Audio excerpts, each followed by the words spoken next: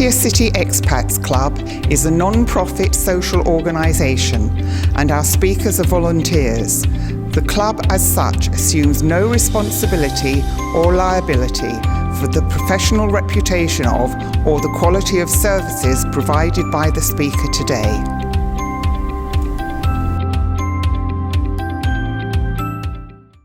G'day and Swati Karb. Well, today we were privileged to have a talk by Mike Doyle from the Bangkok legal firm Seri, Manop and Doyle. And you've been a lawyer in Thailand for a long time.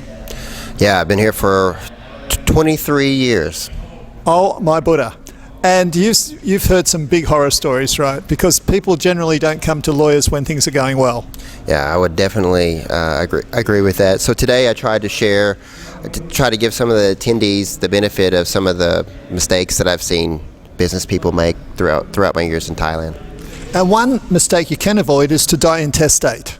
Yeah, that's right. I mean, Thailand, like most countries in the world, if you don't take the time to prepare a document called a will to instruct who receives what of your assets upon your death, the law does its best to determine your wishes, and sometimes the conclusion isn't what the person would have wanted. So you made one very telling suggestion about how people could avoid difficult ex-wives and ruining the estate after they died, and your suggestion was? Oh, I don't remember exactly, but his wife didn't like the suggestion because the suggestion was? Don't get married. Yes, and that got a big laugh from male members of our audience in particular. So tell us some of the other tips, because one of the questions that came up to the end, which is a question that happens with a lot of people, if they have a choice between buying in a company name or in their own name, do you have a suggestion which is best?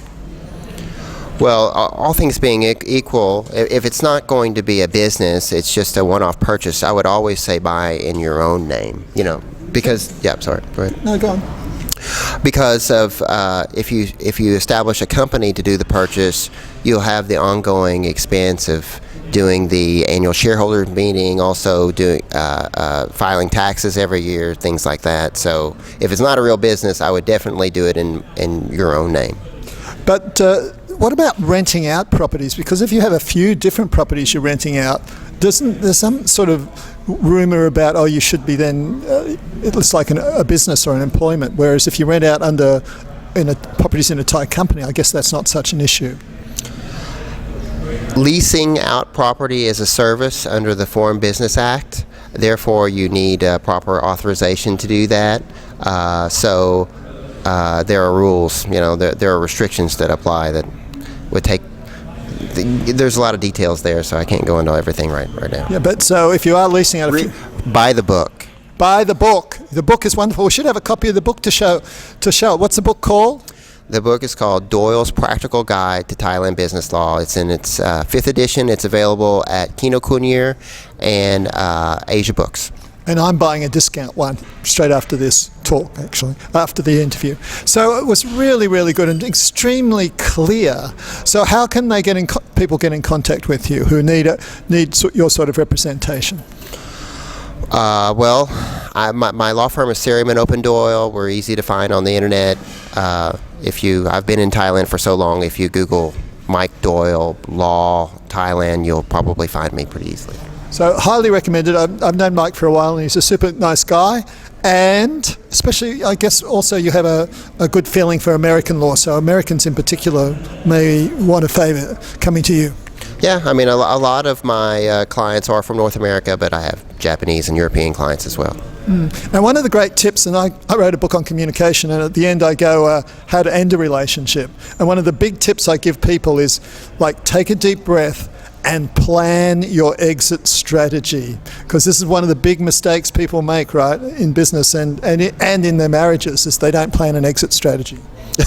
Yeah, planning the exit strategy in a marriage and in business a little bit different, but I completely agree with that. You want to think about a plan, a just in case plan. So yeah, don't let your emotions go. Don't think, oh, I'm going to go and blast the hell out of this person, because you want to have a cool-headed plan in place for exiting with as little pain as possible.